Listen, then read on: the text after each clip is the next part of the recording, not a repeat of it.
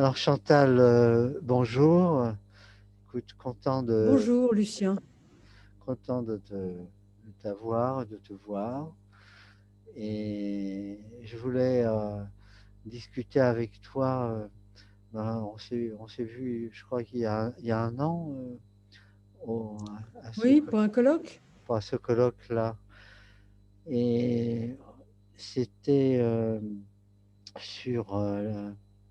rappelle-moi déjà, j'ai un trou de mémoire tout d'un coup. Non, Écoute, je me rappelle plus.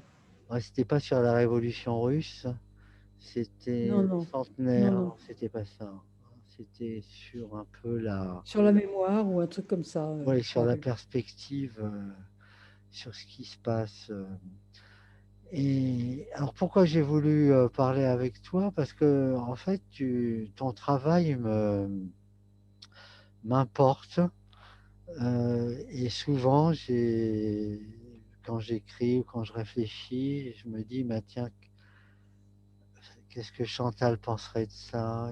Euh, qu'est-ce qu'elle, qu'est-ce qu'elle dirait? D'ailleurs, pour la petite histoire, même si c'est enregistré, remarque, je voulais aussi, dans les prochaines occasions, interviewer un de tes camarades de l'Institut, Jean-Claude Casanova.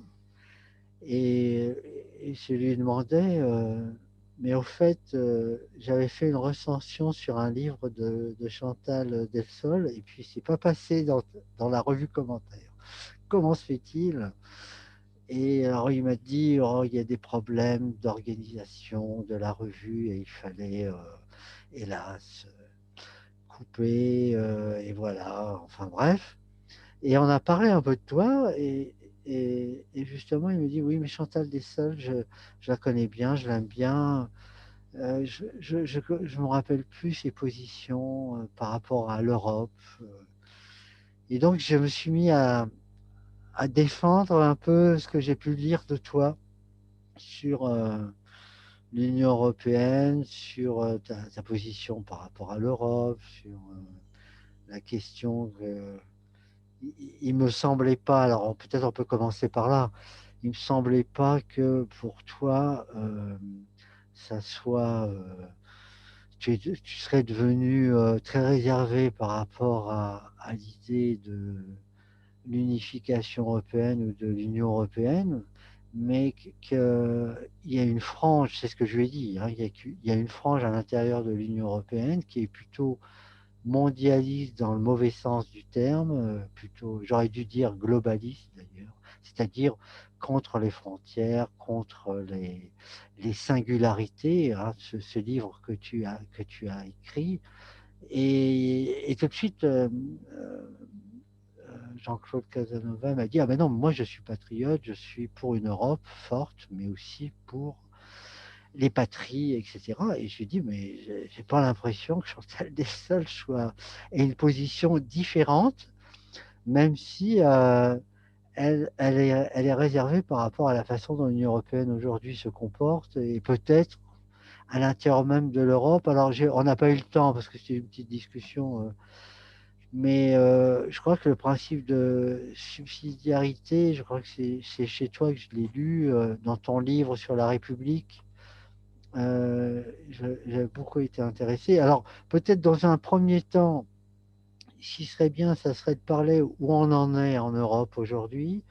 Il y a aussi ton travail que tu fais avec des Polonais, et d'ailleurs que je pensais en parler pour le prochain numéro de Dogma, sur tout ce travail que tu fais, cette D'accord. grosse encyclopédie là.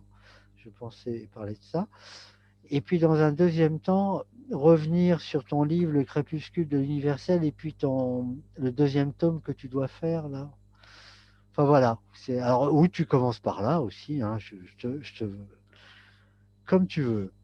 Non, je commençais par l'Europe. Oui, Euh, je crois qu'on est assez d'accord, toi et moi. Ce qui me gêne beaucoup, c'est pas qu'il y ait plusieurs courants à l'intérieur de l'Europe, un courant globaliste, comme tu dis, on peut dire mondialiste aussi, bon, cosmopolite, enfin. et puis un courant plutôt patriote. Ça ne me gêne pas qu'il y ait plusieurs courants, mais ce qui me gêne, c'est que le courant mondialiste a entièrement pris le pouvoir et en fait écrase l'autre courant en le traitant de populiste, d'antidémocrate, etc. Donc je trouve que ça c'est très gênant, parce qu'il ne devrait pas y avoir un seul courant en Europe, devrait y avoir un débat en permanence, un débat juste, normal. Donc moi, c'est ça qui me gêne. Ce qui me gêne, par exemple, c'est que le gouvernement hongrois actuel soit uniquement vilipendé sans qu'on cherche jamais à débattre avec lui, uniquement injurié. Alors que je pense que Viktor Orban n'est pas un fasciste ou un nazi qu'il faudrait juste euh, évacuer à coup de pied derrière. C'est quelqu'un qui a des convictions différentes certainement de celles de la Commission européenne, mais ça vaudrait peut-être la peine quand même de discuter, de savoir si parfois ces arguments ne sont pas intéressants à Non. débattre, quoi. Mais alors, Voilà. à ton avis, pourquoi il y a cette obsession, cette volonté opiniâtre de ne pas débattre? Est-ce que c'est parce que, suivant les informations, on sait qu'il y a certains courants au sein de l'université hongroise ou dans l'information qui disent qu'il y a une chasse aux sorcières, etc., etc. Est-ce qu'il y a aussi des petits groupuscules néo-nazis quoi, qui existent aussi là-bas? Mais ils Ça veut bien existent exister, partout, oui. ils existent partout. Ça existe partout. Mais alors, cette obsession, d'ailleurs qu'on retrouve dans d'autres secteurs, hein, cette idée cette volonté de ne pas débattre, est-ce que tu crois que c'est l'idée que bon, bah, on sait ce qu'il faut et puis il n'y a plus besoin de débattre, quoi. Enfin, on sait ce qu'il faut faire et Orban, il n'a pas compris qu'il n'est pas nécessaire de débattre. Enfin, d'où vient ce principe-là de ne plus vouloir débattre? C'est parce que, Du fait que la politique est devenue technique. ouais, On est dans un siècle, enfin oui, une époque plutôt, puisqu'on est à un tournant de siècle. On est à une époque platonicienne, c'est-à-dire c'est le compétent qui gouverne. Alors, Platon disait c'est le sage, nous on dit c'est le compétent, celui qui a les diplômes de la méritocratie, qui sait, et par conséquent qui gouverne. Et donc il n'y a pas de débat à avoir. C'est ce que disait Thatcher, hein. There is no alternative, il n'y a pas d'alternative. C'est-à-dire qu'il n'y a pas de débat. Il y a une seule chose qui est bonne, et voilà, il faut la suivre. Et sinon, c'est le chaos, c'est le désastre, c'est le nihilisme, c'est l'horreur. oui, C'est mais c'est- n'oublie c'est pas ce qu'on que, a fait avec la Grèce. Comment? oui, n'oublie pas que chez Platon, il y a quand même l'idée que, ok, c'est le compétent, il a la science royale, etc., mais il faut qu'il ait des résultats. S'il n'a pas de résultats, on a le droit de le renverser, hein. C'est ce qu'il dit dans le politique, Ah hein. ben oui, non, mais d'accord, ça n'empêche que Platon n'accepte pas le débat. Oui, Platon n'est pas un démocrate. ouais. Et actuellement, on est dans un système comme ça.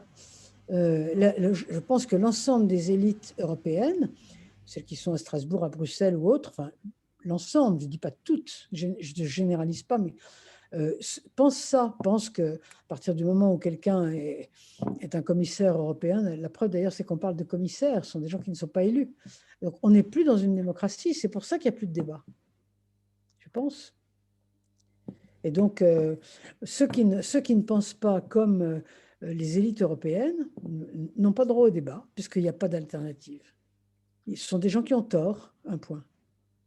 Alors, est-ce que tu peux donner des exemples qui mériteraient débat, justement, pour toi? Ah ben, si tu veux, je prends Orban comme exemple parce que je pense que le gouvernement polonais actuel, qui est dans le même ordre d'idées, la même vision du monde, est quand même nettement moins subtil. Orban est encore ce qu'il y a de plus subtil dans le genre actuellement. Donc, je pense que c'est là qu'on peut puiser l'exemple. Euh, Orban, par exemple, considère que la liberté doit avoir des limites, que la liberté, c'est pas faire n'importe quoi. D'ailleurs, ça vient de Montesquieu. Même la vertu a des limites. Oui, Locke aussi, Locke, la Locke liberté. aussi, voilà. Et donc, il dit, ben, il y a des limites à tout. On n'a pas le droit de faire n'importe quoi. On ne doit pas avoir le droit de faire n'importe quoi au prétexte qu'on a envie d'être libre. C'est ce que pensent les Français. Ma liberté s'arrête là où commence celle des autres est une absurdité. Hein, parce que ma liberté s'arrête là où commence ma responsabilité, ce qui est tout à fait différent. Si ma liberté s'arrête là où commence celle des autres, c'est la loi de la jungle. Hein. C'est la jungle de Hobbes. C'est juste ce que pense Orban. Et Orban pense que, voilà, que si on appelle mariage un lien entre un homme et une femme qui font des enfants, c'est pas pour rien. Donc on n'appelle pas mariage un contrat ou une liaison entre deux personnes du même sexe. Parce que les choses ne veulent pas dire n'importe quoi et la liberté, c'est pas de faire n'importe quoi. Alors, je pense que ça mériterait d'être discuté au lieu d'être constamment d'être injurié. Je te donne cet exemple. Oui, Il peut y en avoir d'autres. Hein. oui, bien sûr. Et à ce moment-là, comment tu Pareil pour vois? l'immigration. Comment? Comment? Oui, oui, oui, continue. Je dis pareil pour l'immigration. Ouais. Orban considère, et c'est ce qu'il explique, hein, bon, moi je trouve que quand même, ça vaut la peine d'être discuté, que l'immigration doit être acceptée, qu'il n'y a pas de raison de fermer nos portes à tout le monde, mais qu'à partir d'un certain nombre de gens qui ont une culture complètement différente de la nôtre, eh bien, à partir d'un certain seuil, peut-être de 10%, je ne sais pas, de 15%, tout dépend des cas, des pays, des époques, etc. À partir d'un certain seuil, ça devient improductif parce que c'est la culture mère qui verse, qui ne sait plus elle-même où elle en est et qui, par conséquent ne peut même plus recevoir ce qui arrive. Il estime que la politique consiste pas à faire de la morale, c'est-à-dire à recevoir tout le monde, mais consiste à, disons, à défendre la culture du lieu, la société locale. Et ça, moi, je trouve ça intéressant. Ce que considère pas du tout l'Europe, parce que les édiles européens considèrent que la politique, c'est la morale. Donc, il faut accepter ce qui rentre. Et ça, bon, je pense que tout ça est discutable. Des deux côtés, c'est discutable. Les seuils sont discutables aussi. Les principes et les seuils. Donc, voilà, tout ça est intéressant, je trouve. Mais ça peut aller jusqu'à où ces discussions? Est-ce qu'il y a, par exemple, chez ceux qui ne veulent pas discuter, l'idée qu'il faudra à terme se séparer de la Hongrie, de la Pologne, quels autres pays qui partagent les mêmes conceptions que Orban en Europe, là, dans l'Union Bon, européenne? bah, il y a des tentations en Italie, il y a des Oui, tentations en France. oui. C'est vrai qu'en France, Le le Royaume-Uni est Rassemblement parti. national est aux portes du pouvoir. Hein. Donc, Oui, un jour ou l'autre, peut-être, je ne sais pas ce qui va se passer. Dans tous les pays, il y a des tentations. Boris Johnson, c'est une tentation de ce genre. oui, oui, oui.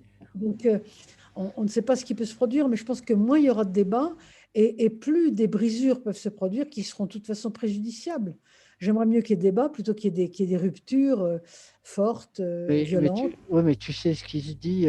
J'entendais par exemple quelqu'un qui représente un peu ce mouvement sans frontiériste et comment on pourrait dire, ce mouvement justement qui veut effacer toutes les limites, etc.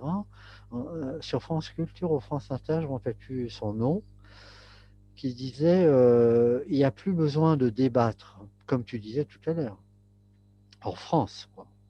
Donc, à terme, si en plus quand tu sens que aux États-Unis aussi c'est un peu la même chose, il y a une tendance au durcissement, un peu partout d'ailleurs, il y a une tendance au durcissement, ça veut dire que les arguments, le débat démocratique a de plus en plus de mal à s'affirmer, Oui, bien d'autant sûr.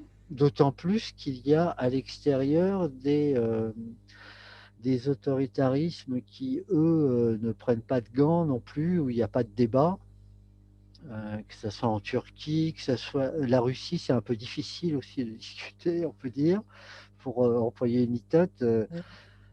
Mais on peut plus discuter en Russie d'un autre côté qu'en Chine. Donc il faut aussi Oui, oui, un peu plus. faut mesurer les choses. Et en Turquie, quand même, le pouvoir aperçu Istanbul et Ankara, il y a aussi un débat quand même qui existe encore en Turquie, malgré les apparences, ce qui fait que tout n'est pas joué. Mais qu'est-ce que, à ton avis, qu'est-ce qui permettrait de relancer le débat? Puisque, en fait, comme tu dis, sur ces des grandes idées, l'immigration, de quelle façon, etc., et la famille, de quelle manière on la renforce, etc. Et on pourra ajouter l'enseignement, la formation, l'environnement, enfin, il y a plein d'autres, l'économie, enfin, la consommation, enfin, il y a plein, et puis la fragilité des sociétés urbaines, etc. Mais lorsque des élites, justement, refusent le débat à tout point de vue, la seule solution, alors, bah, c'est un peu ce qu'on est en train de faire, ou c'est ce qui se passe dans les réseaux, quoi. C'est la multiplicité des sites, des discussions. C'est un peu ce que j'avais entrevu avec le directeur de François, là, c'est que on vit à un village Potemkin à l'envers, si tu veux. Mmh. C'est-à-dire qu'il y a, tu vois, il y a les médias officiels, comme ça, les grands médias, où on discute de pas grand-chose, même si on a l'impression de discuter, pour cacher que derrière, il n'y a pas le vide, contrairement à l'image du village Potemkin, mais il y a au contraire toute une société civile qui n'arrête pas de débattre en réalité, même si elle ne pouvait pas le faire dans les restos ces temps-ci, dans les dîners débats et les conférences, mais il y a plein de débats divers et variés. D'ailleurs, les Gilets jaunes, c'était un peu ça aussi, c'était des débats, même les Gilets jaunes intellectuels, si tu veux, il y a un certain nombre d'intellectuels qui sont un peu à la marge aussi, enfin bref. Donc il y a une vivacité, mais il y a une sorte d'étouffoir, comment on pourrait dire, de bouclier ou de couvercle, qui fait que bah, le débat n'est pas possible entre justement cette société civile qui discute entre elles, et ça se passe plutôt bien d'un certain côté, même s'il y a des noms d'oiseaux qui fusent, mais c'est pas, il n'y a pas d'affrontement. Bon, il y a quand même une, il y a quand même l'extrême gauche, là, il faut dire les choses, qui est beaucoup plus violente que ce qu'on pourrait appeler la droite nationale, ou etc., puisqu'elle casse les librairies, elle attaque, elle empêche le débat d'université. Là, même des gens qui sont taxés à gauche, qui sont sociaux-démocrates, etc., ils ne peuvent plus parler. Donc il y a l'université, bon, il y a une volonté d'empêcher le débat à tout prix, mais il y a quand même, c'est minoritaire, disons. Alors comment tu peux voir, comment ça peut, enfin je sais, tu es pas mal à Birma, mais comment les choses, tu les perçois un petit peu dans les mois qui viennent. Là, tu disais tout à l'heure que Marine Le Pen est aux portes du pouvoir. Enfin, qu'est-ce que ça veut dire, ça? Bah, qu'est-ce que ça veut dire? Non, Ça mais veut je veux dire que dire, malheureusement, à force de ne pas débattre et de rejeter ceux qui ne plaisent pas dans la GN, on finit par avoir un peuple de plus en plus nombreux comme un peuple qui pousserait une porte fermée et à un moment donné, la porte cède. Alors que ça serait tellement plus simple, plus intelligent, plus démocratique naturellement, de discuter et puis peut-être de faire des concessions, comme par exemple les Danois en ont fait. Bon, c'est un exemple. Le gouvernement danois, quoique n'étant pas du tout de droite, à une époque, s'est dit, bah, là, on a un peuple qui a telle ou telle idée sur l'immigration, on va quand même l'écouter, faire des concessions. Ils ont discuté et voilà, et moi je trouve que ça se passe mieux, que c'est simplement plus démocratique. Moi, au fond, je suis tocquevillienne, hein, je défends la démocratie. Parfois, ce que la population demande dans son vote ne me plaît pas, mais bon, c'est comme ça. Enfin, à moins vraiment que ce soit une horreur, évidemment, une population qui vote pour Hitler, là, effectivement, il y a danger, mais enfin, on n'en est pas là. On a des populations qui réclament des choses, bon, peut-être discutables, mais enfin, bah, finalement raisonnables. Moi, je défends juste la démocratie, hein, c'est tout. mais alors, tu n'es pas obligé de me répondre, mais parmi ton institut, par exemple, à l'Académie des sciences morales et politiques, vous discutez de cela parfois? Vous discutez de la situation Ah bah oui, intellectuelle? bien sûr. Et alors, c'est la tendance là, générale, c'est ils t'écoutent, ils sentent ou alors c'est un peu Ah, Byzance. l'atmosphère est très feutrée, Ouais. très courtoise. Il y a pas de grand débat véhément. Oui, Mais effectivement, il y a des échanges d'arguments, il y a des gens de toutes sortes, il y a plusieurs visions du monde et on peut discuter. Oui, c'est assez intéressant. oui, mais j'ai Ouais. l'impression qu'ils ne répercutent pas vraiment ce que tu es en train de dire. Par exemple, Ah je ben, sais pas. je suis un peu minoritaire là. Je suis un peu minoritaire. Oui, c'est ce qui me semblait, c'est ce qui me Oui, semblait. oui. Mais Mais par exemple, enfin, je veux pas nécessairement accuser qui que ce soit, mais je me rappelle Alain Duhamel qui fait partie de ton institution. Une fois dans un débat, enfin, post-électoral, si tu veux, il s'étonnait des gens aient voté pour le Front National à l'époque, à la sortie des urnes, quand ils avaient dit qu'ils avaient voté pour le candidat. Et il s'étonnait que dans telle contrée, dans tel village ou petite ville, je ne me rappelle plus, ils aient voté autant, alors qu'il n'y avait pas d'immigrés chez eux. Et moi, j'ai trouvé ce genre de réflexion complètement déconnecté de la réalité, au ouais, sens où bien sûr. ce n'est pas parce que il n'y a pas d'immigrés à côté qu'on ne va pas vivre en tant que citoyen français les préoccupations d'autres citoyens qui sont, eux, plus sensibilisés dans des quartiers plus difficiles, etc. Oui, ça, c'est de la part de la part d'Alain Duhamel, c'est une manière de dire le peuple est tellement sot qu'il n'est capable de s'intéresser qu'aux problèmes qui sont à sa porte. Il n'est Oui, pas mais capable de s'intéresser aux problèmes de la patrie en général. c'est Ça veut dire ça. ça, en fait. Et j'ai l'impression que ce point de vue est partagé par beaucoup de gens parmi les... Oui, ben, bien sûr, mais actuellement, il y a quand même un gros problème de l'élite qui considère le peuple comme, en fait, comme une somme de gens complètement imbéciles qui ne peuvent pas penser grand-chose et finalement qu'il faut mettre un peu sur le côté. Mais ça fait Alors, partie de mais ça, c'est une la vieille... démocratie. Comment Comment? tu disais? Ça fait partie de... Ça fait partie de la critique de la démocratie actuellement, ça fait partie du refus de la démocratie. La démocratie, c'est pas ça. La démocratie, c'est penser que le bon sens populaire euh, vaut autant que le bon sens de l'élite. Même si l'élite a Ça- plus de compétences techniques, elle n'a pas plus de bon sens. Et c'est le bon sens qui gouverne. Mais C'est dans ce ça la cas-là, démocratie. faudrait faire un peu de sociologie, à savoir que ces élites-là, est-ce qu'elles ont été déjà démocrates, quoi? Parce que si tu vois, à part les jeunes, je veux dire, un certain nombre de gens qui sont issus de courants idéologiques, en fin de compte, qui considéraient que la démocratie est nécessairement associée au concept de bourgeoisie, donc ils ne parlaient jamais de démocratie, mais toujours de démocratie bourgeoise. Ça voulait dire, dans leur jargon, que ce n'était pas une vraie démocratie. Et on ne sait pas trop ce que c'était qu'une vraie démocratie pour eux, d'un certain côté. Est-ce que c'est la démocratie des soviets, de la Commune de Paris? Mais même là, il n'y avait pas une vraie démocratie. C'est le débat entre Trotsky et Rosa Luxembourg sur qui est-ce qui a le droit de parler. Est-ce que la liberté d'expression, c'est un acquis civilisationnel ou pas? Enfin, c'est des gros débats.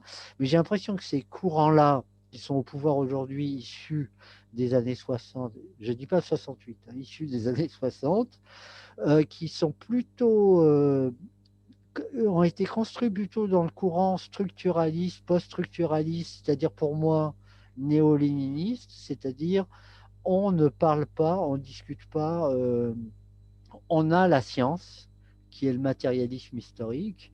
Oui, mais ça, c'est la tentation de toutes les élites, parce que bien sûr, les élites ont la science. La tentation, c'est de considérer que le gouvernement se fait uniquement avec la science. Mais je pense que le seul cas, tu as raison de dire que est-ce qu'à un moment donné, ça a existé des élites qui disent, bah oui, c'est le bon sens qui compte.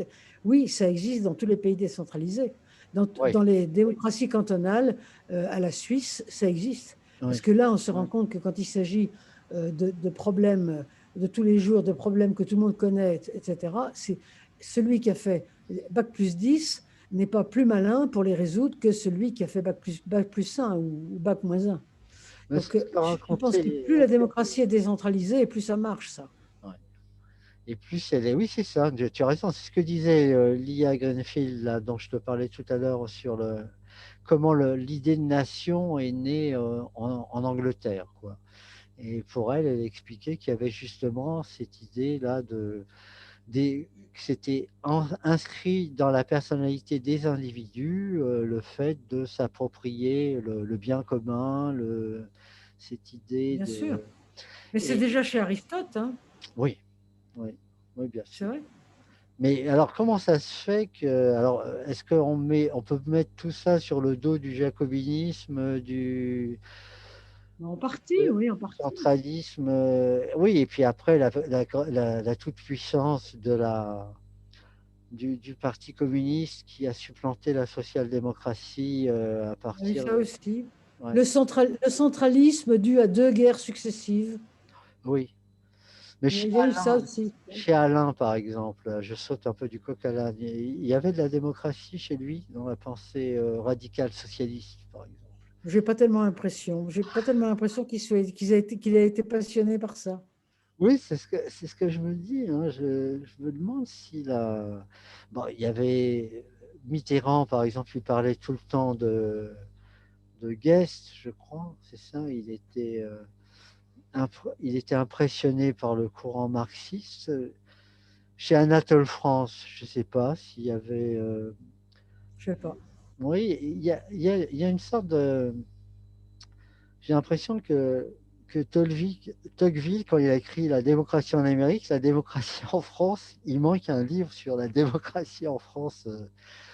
La- Bon, il y avait en même temps les États généraux. Il y avait, je crois que c'est Beffler qui disait que en fait, le président de la Ve République avait plus de pouvoir que Louis XIV et qu'à l'époque, il y avait beaucoup de contre-pouvoirs, ce dont tu parlais, la décentralisation, ben justement, la puissance des régions, des provinces, plutôt des villes, etc., l'autonomie des villes, qui faisait alliance avec le roi d'ailleurs contre les seigneurs. Enfin, tout ce jeu subtil-là, tout d'un coup a été écrasé peut-être. Alors lui, il dit que c'est à cause de Versailles. C'est Versailles, c'est... C'est ce que dit Tocqueville aussi, hein. Oui, oui, oui. Et, et donc, bah, écoute, bon, tu n'as pas de perspective, enfin, je veux dire, tu n'as pas de diagnostic sur comment renouveler le débat, enfin, tu n'as pas de solution miracle sur le fait de Non, j'ai pas pouvoir. de solution miracle. Ah, d'accord. Alors, parlons de où tu en es de ton deuxième tome là, sur l'universel, sur ta critique des Lumières, je crois, que tu voulais faire. Euh, non, oui, c'est un livre sur le deuxième tome du Crépuscule de l'universel. Oui, Mais c'est là, ça. je vais aborder les questions du wokisme, du Oui, décolonialisme, etc., oui, entre autres. Mais là, je ne suis pas encore. Enfin, j'ai commencé, mais je ne suis pas encore dessus parce que je viens d'écrire un petit livre oui. d'une centaine de pages qui s'appelle Fin de la chrétienté et l'inversion normative. Donc là, qui va paraître à la rentrée au CERF. Ah, d'accord. Et donc, l'inversion normative, tu dis. Comment? Oui, L'inversion normative. oui, c'est ça. Et qu'est-ce que tu entends par là? Voilà, le retournement complet de toutes les normes morales depuis une cinquantaine d'années. Alors, C'est la fin de la chrétienté. dans, euh, dans un sens relativiste, dans un sens... Ah non, non, non, c'est pas relatif. Je dis simplement que au IVe siècle, après Jésus-Christ, la chrétienté commence, 394. Elle retourne toutes les normes morales des Romains. Tout ce qui était permis devient défendu et presque inversement. Et là, aujourd'hui, à la fin du XXe siècle, c'est le retournement dans l'autre sens, l'inversion normative. C'est-à-dire que tu as des exemples, ceux dont tu parlais. ben, tout le domaine moral est subverti. C'est-à-dire que le divorce était interdit, il est permis, l'IVG était interdit, il est permis, l'homosexualité était interdite, elle est permise, la pédophilie était tolérée, elle est interdite, le colonialisme était admirable, il est interdit, la guerre était belle, elle devient Satan, etc., etc. Tu peux multiplier. Et C'est alors, une inversion. et donc, qu'est-ce que tu en tires alors comme, Ah ben, je fais juste un constat, je dis que c'est un changement de civilisation. et, et vers dans quel sens? Enfin, je veux dire, dans quelle direction, quoi? Alors, parce Ah ben, on pourrait te dire que la pédophilie, que ça soit plutôt de la pédocriminalité, ça peut être bien pour les enfants, disons, que, que la guerre, enfin, on peut te considérer que... Alors, tu penses que c'est de la naïveté peut-être, ou c'est de la... ah non, non, non, c'est pas de la naïveté, Tu c'est fais la juste fin un des croyances. constat, tu fais juste un C'est constat. un constat, c'est la fin des croyances chrétiennes. Les gens n'y croient plus, donc les mœurs changent. Et en fait, on revient. Et bien sûr, le christianisme existe toujours. Il se diffuse même dans certains pays. Je suis désolée, mais là, il va falloir que je réponde. Une seconde. Oui, je vais arrêter. Allô? Oui, bonjour. Attends, ok, bah écoute, merci Chantal, et puis on reprendra D'accord. quand, On quand... reprend bientôt. Oui, ton livre sort bientôt. Il sort quand En ton... octobre. Allô? D'accord, ok. Au revoir.